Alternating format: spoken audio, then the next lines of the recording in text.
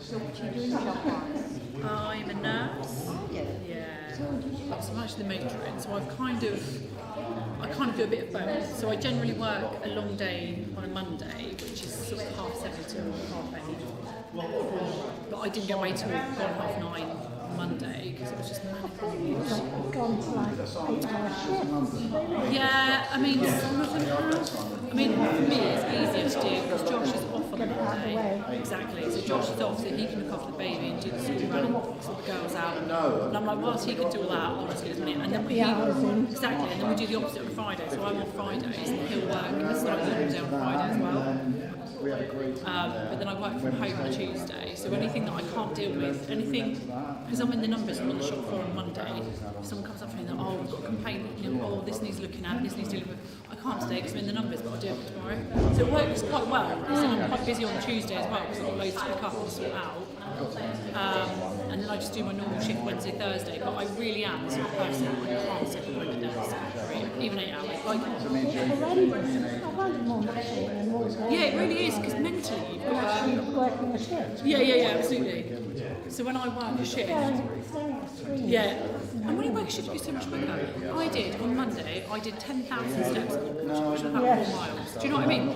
But it went so quickly. 14-hour shift. You know, I was going to say, when you got sat at a desk, you were going everywhere. Yeah.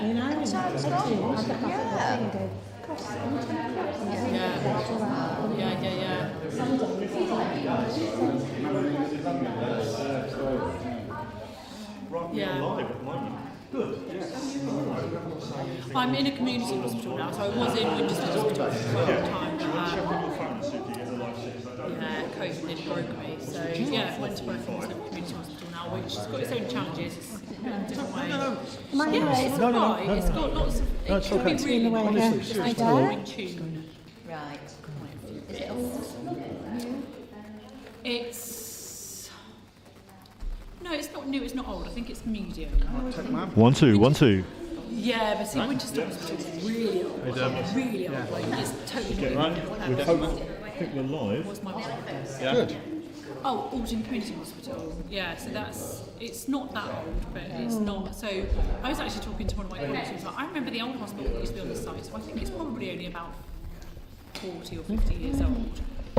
But it's anything, let me know. Been a bit of just offices, then it was maybe a bit of an outpatient area, and then suddenly they created these like 2 inpatient community rehab wards. So they're not really fit for purpose, but we have to kind of make do. Do you want to give me a quick 1 2 1 2, Jeff?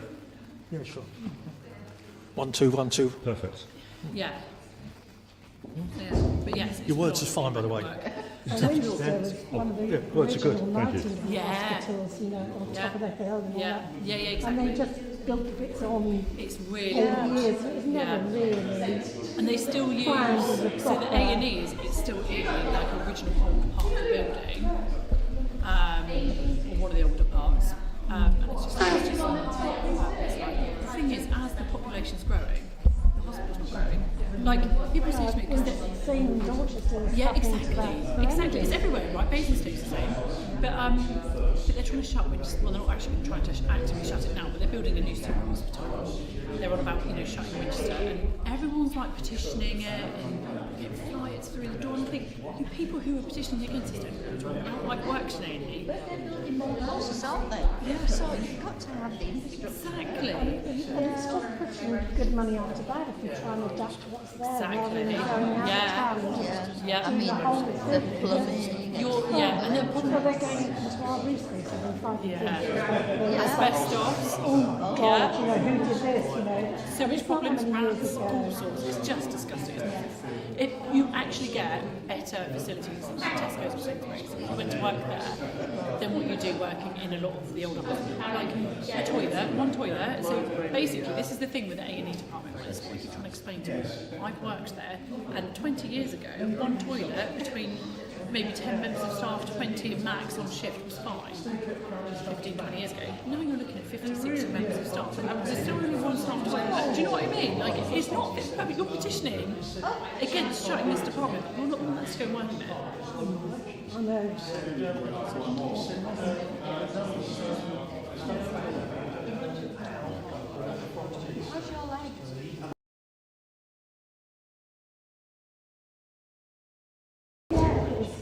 just arthritis and that's it. That's all.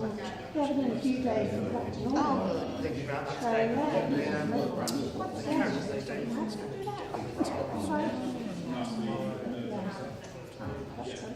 What's that? What happened? Well, we had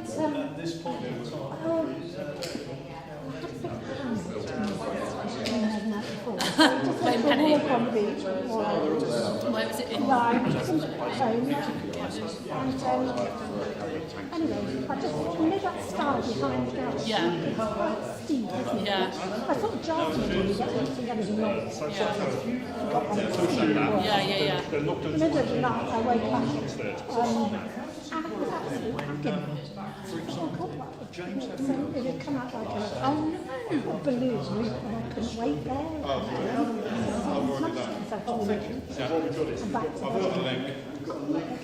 So anyway, I had to shout her in the end and say that I just can't move, I cannot get on there. So she screamed in the car with my angel. Some clutches and some painkillers because she hadn't been examined. Yeah.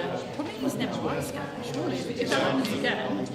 Well, I'd had a scan. Oh, okay. Because I had some sort of thing that they were concerned about my characteristic in an MRI and stuff. Oh, did they? Actually, while I was in there, they looked at my knees and all my joints. Oh, did they? And they said, oh yeah, there was arthritic damage. And she was just by having a nurse, the nurse practitioner, she said, yeah, it's just, you haven't injured it, you haven't injured it. So anyway, just see how come back in the Hello, Simon. Simon Atterbury. Brilliant. You got all your kit with you then? Yes, got it. We are live streaming live. Fantastic. The thing is, you don't, I think you underestimate how What it's meant to. ligaments and You're going to have stuff. someone really, really tall sit right in front of you, always the way, isn't it? I mean, I had like a near complete tear, like it was hanging on my throat, this tendon here, and the socket went in. Absolute nightmare, because it's like dislocated, and just ripped every time it goes. I know, and the silly thing is, the children can sometimes like, why is it taking 9 dislocations to come see me? What we can do is, there's a web link, isn't there, that was on the email. I was like, yeah, and he was like, okay. That's only on Yeah, you probably yeah, but you know, I mean, in my head, I was like, it's not actively dislocated because it was back in, and it's not broken. Some of that, didn't you? You shoulder going out. Don't jinx it. Then I can just just copied Then you get things like lads and brat and ones and slating and things with the lads and all that sort of stuff. That's all chopped out. Yeah. Oh my God,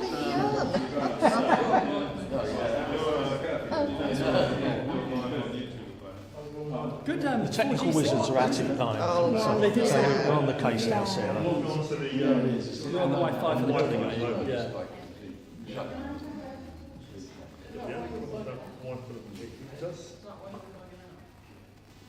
And if Tanya wants to get us on TikTok and Instagram and anything else she's doing over there. Yeah, no.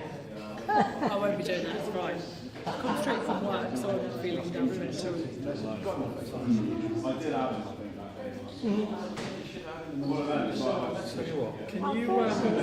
Can you send that to me? Through illness. Thursday timing? Quite a lot of creators having their own little celebrations. What I'll do is I can access Jeff's Radio Presenter Facebook page from here. So I can log in as you and paste the link so that you can embed the link, watch the video. And, It makes sense when you see it. Right. I've got my camera as well. Hi, Chris. Hi, you alright?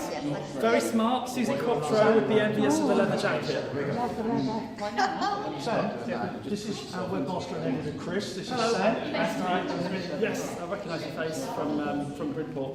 You are the face of Bridport. Yeah, they're on a wanted poster. Sam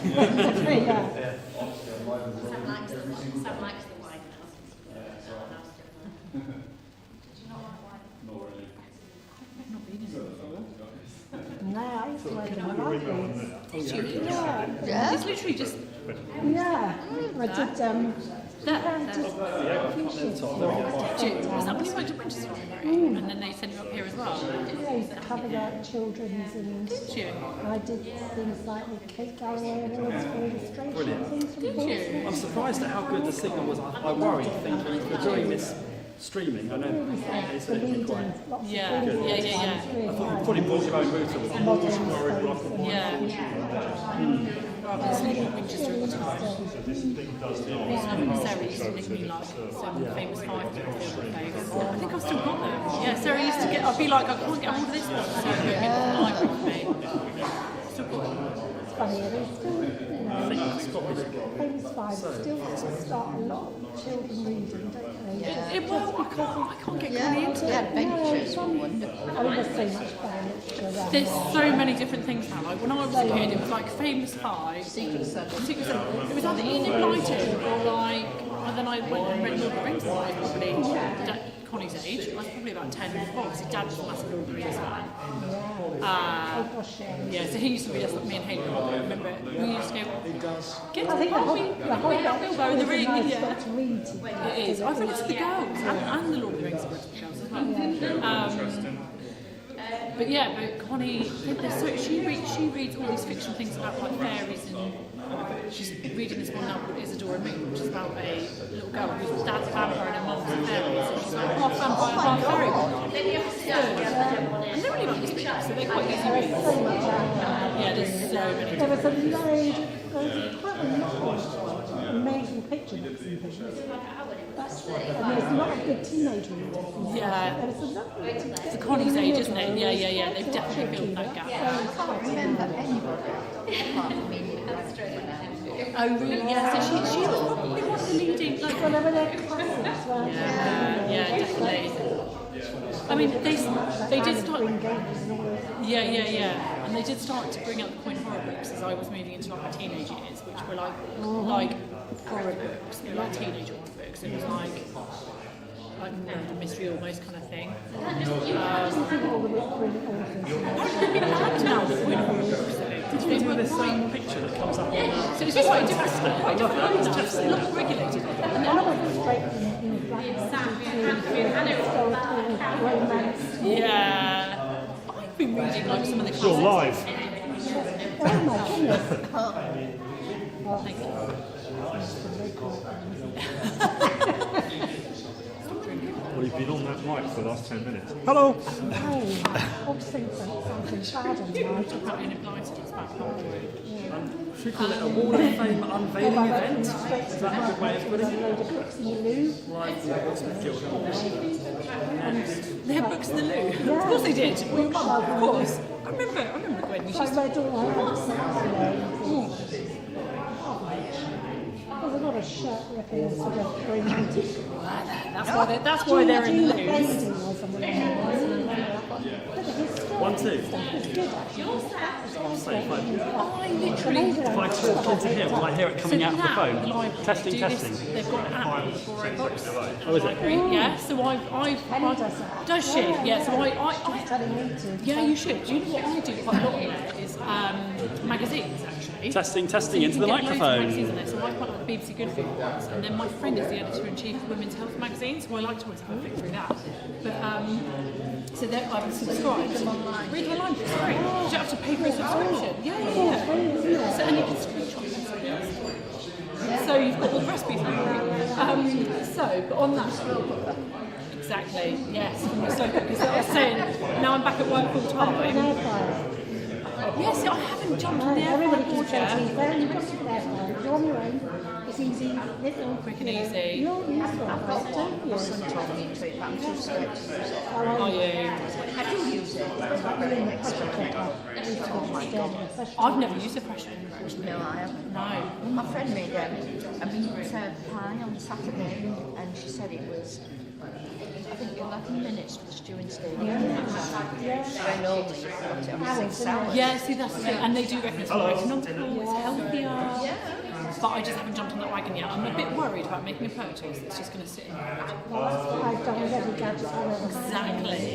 And I have my kitchen this time, I can't Yeah. I'm not supposed to have anything No. hanging around. I just hate having stuff on my... I don't even have a microwave anymore, because I just like, get rid of it. I hate having stuff on the laptop. I don't have a Well, if microwave. you're trying to do anything Yeah, with kids and exactly. stuff, Yeah. Yeah. And what do you use microwave for? Like, I hate... I've got this phobia of like... Hot milk for the coffee. Yeah, well, I've don't got have a milk from... coffee I've got a maker? milk from Ah, so you're lucky. which was like 20 quid at Amazon.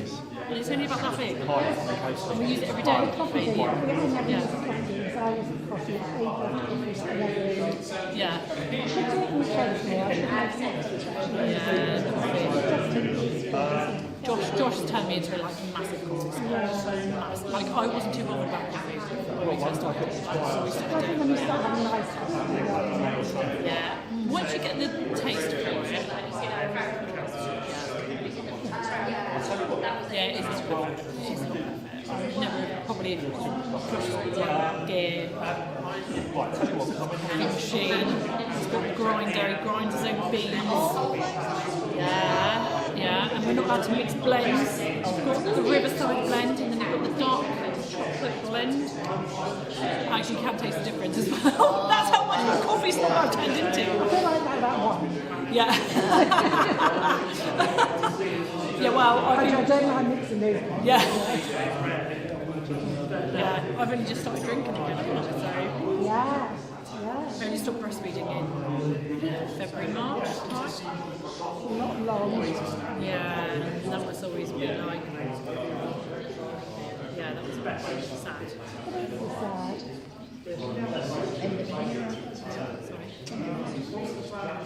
Wine? Oh! I was like, another wine? Well, yeah, Josh wants another one after the wedding. So, Oh, yeah, you've got to get through that yeah, process. he does want another one. Yeah. I keep trying to put him off by being like, oh, the problem in the house is only going to get worse, and we're going to need a bigger car. But he's not deterred by it at all. But I'd quite like a year off work again, so. Exactly, you make it work, don't you? We were just saying. As long as they're happy and they've got a bed to sleep in, they don't Exactly, and actually you could be in a much worse position.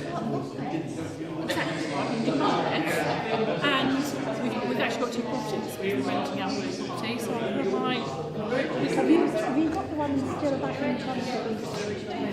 yeah, we've got some lovely tenants that love the house and look after it really nicely.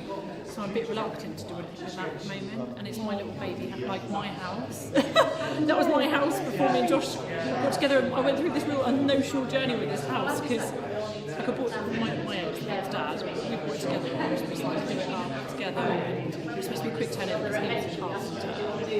And then we broke up, and he was like, oh, I'm not touching it. So then he moved out, and then I had to take a mortgage on my own, which was really scary. I was like taking on 190 grand's worth of debt on my own, on like a nurse's wage. It was really daunting. And because he's like half done it up. So there was like exposed brickwork, there were wires hanging out. It was horrible and I hated it. And I was like embarrassed for the girls when they had friends around. I know they don't really care, but at the time I was really embarrassed. And then we went into lockdown and we managed to save money, right? Because everyone managed to save money. And I took advantage of the NatWest were giving out mortgage holidays to, like, you didn't even need a reason, just apply for it. So I applied for this mortgage holiday. I managed to bump up my savings by quite a significant amount. Because obviously I was working basically every day as well, right? So at the end of that, I was like, I had my heart set on getting a log burner because I had this gorgeous fireplace. So you did it quick. And really, yeah, then I needed to do this, then to do that, and I was like, Hello, can you check the right screen? was pretty, you found new factors, which made a massive difference. Then I had some new kitchen Want anything? and then we had, and I made it all girly, like I was like, I literally did it. You just click because I was on the like, link I'm never moving. This is mine and my girl's house for the rest of my life. So I genuinely didn't foresee that I'm ever going to move anywhere. I was like, I'm not doing this up to make money. I'm doing this up because I want to live in it. So I need to love it. It's my home and I need to love what I do with it. So I put like pink tiles in the kitchen. Honestly, yeah. It was gorgeous. I had oak flooring put in, log burner, it was gorgeous. So it went from being a space that I hated to a space that I loved. A gorgeous south-facing garden which I made nice. It was low maintenance, I'm not massively green thing, but I loved it. Sunbathing in the garden, it was like, it was beautiful. And then Josh and I got together and then he was doing it in his house. So he just bought the place that we're living in. And that was like a complete mess. So he was going through the whole gutting it, ripping down walls, blah blah blah. So actually actually it worked out quite well because then he just like moved in with us. But then at the end we were like, oh, we're paying 2 mortgages here and this isn't really making sense. And actually, you could get Danielle into a really good school in Winchester with Josh, big house, it made sense. So we reluctantly moved out, and then I was like, still got it, so I've got tenants living in it. And Josh's mum keeps saying to me, oh, it's a safety net. I'm a bit like, well, I'm not, but at the same time, so what if I am? Do you know what I mean? I think we're in a much more controlled Well, it's more, you know, if anything, I don't think it would. especially once you've got that little bit of property ladder, once you Yeah. You don't want to give it up. Daniela keeps saying to me, because it's only 5 years until Daniela is 18, so she's not up, so she keeps saying to me, you're keeping that house for me, Mummy, I'm going to leave it to you. Am I now? Yeah, 18. Get yourself a job, yeah, exactly. all the mates moving. Yeah, exactly. But the thing is, we're in quite a strong position now, because the rental market is going crazy. Absolutely crazy. The rental is growing 7% in most markets, and they reckon it's going to go as well.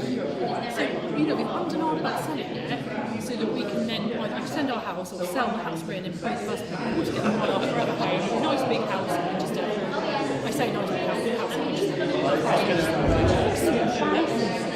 ridiculous. Yeah, exactly. Right. We're looking. I mean, depending on where about 7 so to do that, we max our sales out. We go and depend on our budget. We can put all of our savings, all of our money into selling great houses and have it actually, do we want to be worrying about having to work full time, really hard for the rest of our lives, or do we want to be winding down a little bit? And actually, really, it's more important than just to make much more home to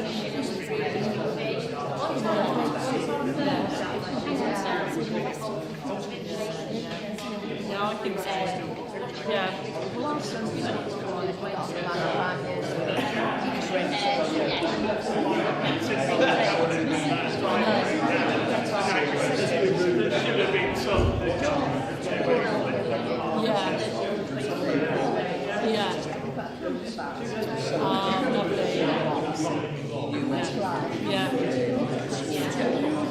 It's got to be.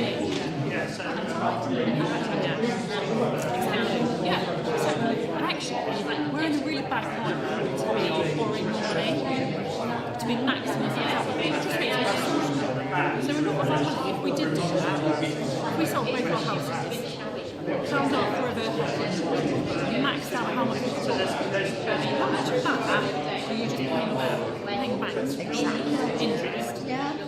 Or just winding it down. And actually the equity in the properties we don't have a huge mortgages. And you rent from just renting out. Yeah, exactly. Yeah. Yeah, it works. And in 10 years' time, we could go and get yeah, I think so. I think I've managed to convince Josh, because Josh was also selling it. I think I've managed to convince him otherwise, especially with the market. So it's just not the right time to sell. You know, I don't think we'd get a fantastic price for it. So it's not even as if it would be like, oh, well, we've got it for a fantastic price, we'd be selling it for a mediocre. Exactly. You don't need to financially. Exactly. Yeah, exactly. Just redo what we've got for now. Yeah. Yeah, it is. It is. I mean, yeah, I don't know. I mean, we complain, but we shouldn't have to complain. It's quite a strong position. So it's people like that. And that's fine, but like,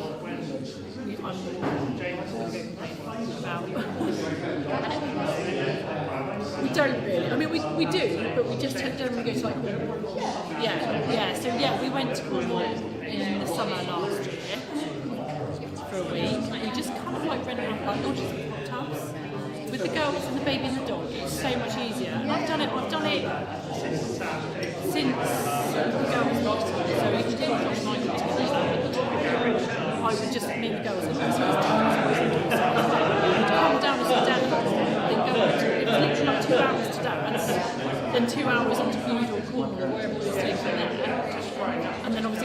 backwards and 2 hours back again. You know, it worked out.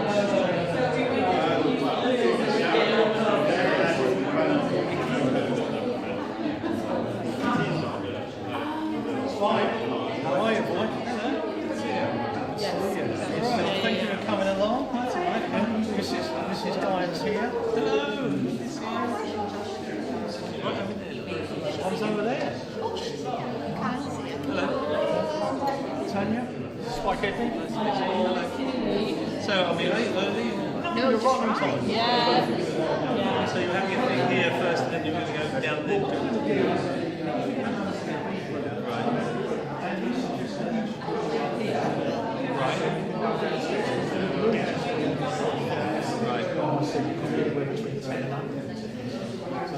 Mrs. Kyle.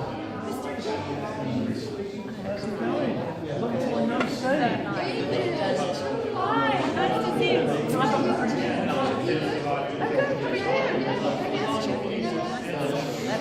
Hi, I'm Kyle. Oh, nice to meet you. This is so nice that this has been done. Yeah, you deserve it. Yes.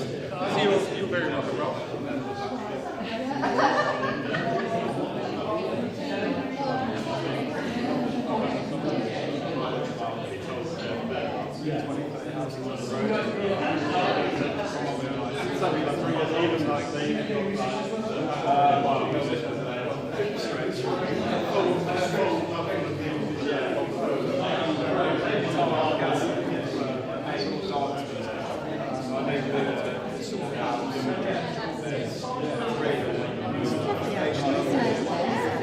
Nice round here.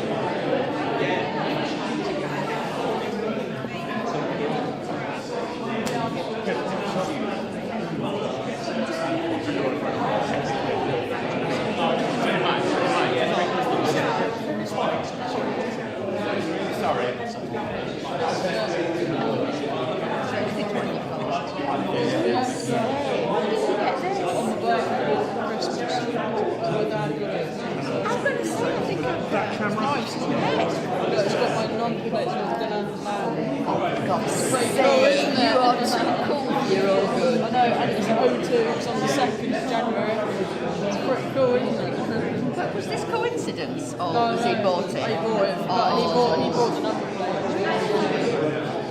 It's cool though, isn't it? That's fabulous. Yeah. You take your lessons in there? Yeah, I do. Yeah. I'm hoping to do a test in it as well. So. Well, yeah, you think Yeah, exactly. There's no reason to do it. Each car is different. Yeah.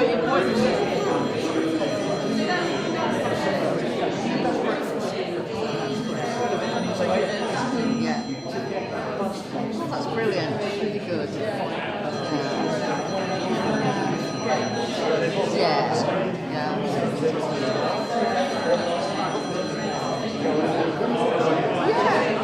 Oh, yeah. Yeah. Are you okay? Yeah, fine, thanks. Back on my old stomping ground down here. Yeah. Every time I come to Yeah. Oh, it's good. There could have been 10 years, there could have been, just got no idea.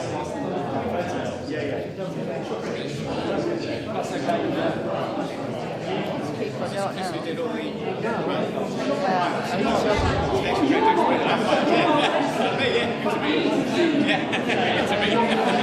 The live stream is going to officially start in 3 minutes.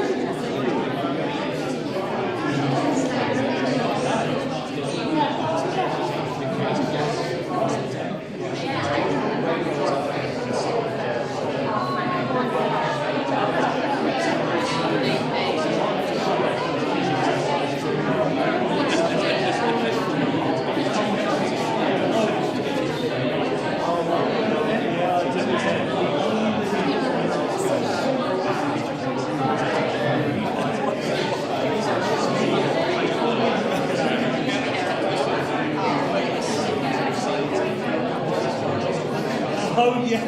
Somebody told me to show me. 20 years ago.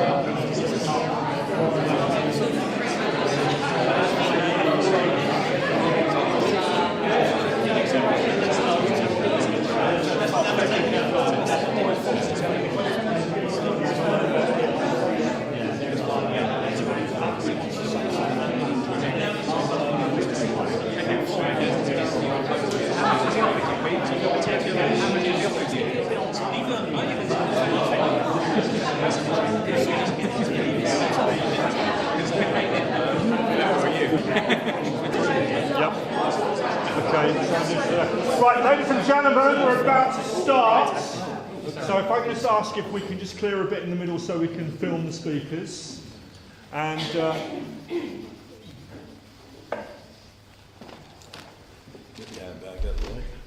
Tell us when you're ready, Simon. well, you can go when you want because we are live. We've got a microphone. Yes, apparently. I know you carry this around with you all the time. All the time. It's in your bag. Ladies and gentlemen, just first of all, to welcome you all to the Guild Hall. I'm Mandy Grays. I'm the Chief Exec of the Guild Hall Trust, which has been running the Guild Hall since 2012. We're so proud, and I'm proud to be here today just to have this opportunity to pay a bit of a tribute to Adrian Collis. What we're going to do is I'm going to say a bit about the background to the Wall of Fame, pass over to his long-term radio partner, Jeff. Radio partner, Jeff. I'm going to pass you over to and then we're going to pass over to James, and then a few words if anybody wants to contribute and say anything about it. There's lots of wonderful stories, and just to start off the whole thing, we started with the Wall of Fame back in 2014. It came about initially, and the Wall of Fame is actually downstairs because we have such great numbers. We've taken it up here today, but the Wall of Fame started downstairs purely as an initial concept to welcome. Actually, it was Mick Jones from Foreigner who had connections to Portsmouth and was turning 70 and was about to perform here. And I thought we should do something, and it led to a conversation with Jeff and Aid as to well, who do we then honour and pay tribute. And from memory, I think the second person on the Wall of Fame was John Mayer, who turned 80, and we were grateful to honour him and pay tribute to him. And then the lads really got things going. I think Spike, you might have been the third or fourth on the Wall of Fame in 2015, and that aligned with the music experience, which you'll please do go and see. You'll see there's a lot of wonderful stuff just down the corridor there, and then we've taken it forward ever since. The very last time I certainly saw Aid was about 18 months ago, And it was probably the first induction after the pandemic. And we were keen to get Roger Daltrey inducted. He was coming here, he was on tour. And so we spent a lot of time trying to convince Roger and the team to be inducted. And actually Roger was keen. It was just really finding the time around the whole sort of sound check process. And I think in the end we all went on stage, mugs of coffee in hands, and a lovely sort of chat with Roger and the 3 or 4 of us on stage having a wonderful time together. I have one particular memory of Aid, and Jeff is certainly involved, and that was the very first time I went onto their radio show, which was on a Monday night, and is on a Monday night on Express FM. And if you don't do radio, you, like me, get quite anxious, and your anxiety builds as you sort of sit down wondering what on earth they're going to ask you and say to you. The guys were absolutely fantastic. They made you relaxed. They gave you all their time and focus.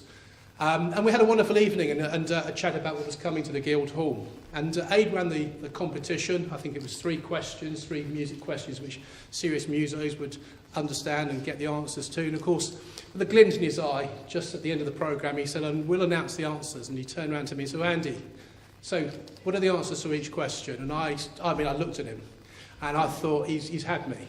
He's had me. He knows I don't know a single thing around the answers to these questions. And before I could say anything, he actually gratefully interrupted and gave the answers. Thank God for that. And that was Aid. And that was that. You probably know that glint which kind of said, I'm going to quickly have some fun with you, but we'll move on. And that was his fun for the evening, and that was wonderful. And I certainly had many more enjoyable occasions on the Soft Rock show with both Jeff and Aid. And you guys have done such a wonderful job there. But Jeff, you can probably say an awful lot more about it than I can. Fine. Thanks, Ed.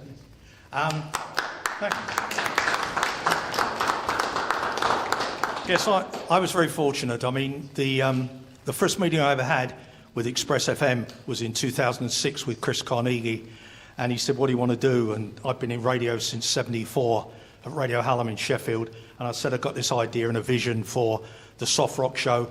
It'll be local music, it'll be some retro artists, acoustic sets as well, and that's how it started. And it's still running, on a Monday night, 18 years later. But yes, 4 years into it, and Gary Jackson was one of my co-presenters in the first 4 years. Gary's here today, delighted to have Gary present.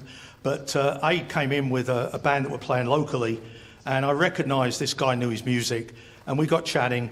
Long story short, I invited him to come in for a bit of a spot, and then one thing led to another. He became a producer and a co-presenter. But 2 stories always stick in my mind. I mean, we had lots of outside broadcasts, like at the Cellars in Eastney and other places as well. But just the number of guests that we had come in. I always remember Aid nicknaming our radio show Car Crash Radio. And the reason for that is that he never knew what was going to hit him because it was always live. And he said to me, look, next week, can you guarantee we only have 1 guest? I said, yeah, I'll do my best. 1 guest it'll be. So we come in the following Monday. I said, Aid, things have happened in the week. I didn't know that Mike Rutherford of Genesis was going to be playing locally. I didn't know that Leo Sayer would actually take a phone call in Australia. And by the way, there's an acoustic set, and that's why he called it Car Crash Radio, because we had to run it that way. But Aid never missed a show. He had huge distances to make. He often got home Monday night into Tuesday morning because the traffic jams on the M27. But I will always remember him, and the reason I will remember him is this, that we now do the studio, or rather we now do the programme at home, and next to me is Aid's chair, and next to me is Aid's microphone. And I put it there because when I'm doing links, quite often I hesitate and think Aid would have come in there and corrected me, or Aid would have come in there with a funny story. So he's always in my memory. The best day of my life when I met him in the music business, and he's been great. So in the memory of the man on the wall there, anybody who wants to come up and say anything, we'll present the plaque to the family a little bit later. But please, anybody who wants to say anything, please come up. If you've got a story, it'd be great. And it's super to see people here. So many of you, thanks for coming. The great Jim Cregan is here. Always have a good time with Jim. Scarf, Jim? Couldn't see. Has he got a scarf on, Diane? No scarf today. And of course, Spike Edney and the lovely Carl is here as well. But I know Miles wants to say something. I know Simon wants to say something.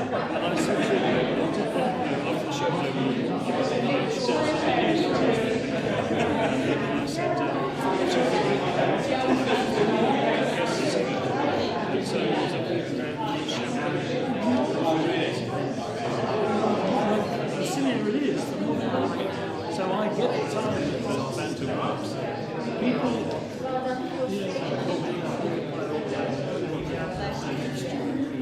these days, books much more like a Vegas show. Even though he's really in it, you know,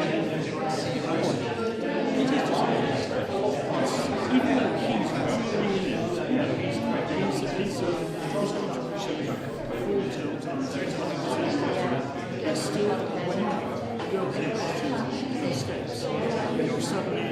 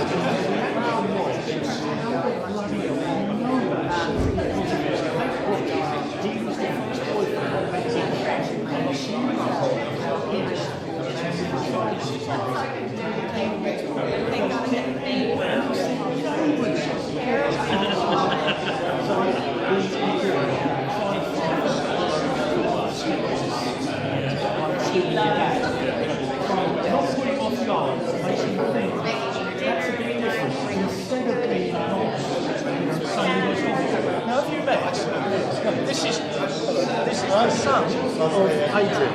This is James. This is Jim Cregan. And his lovely daughter Eva.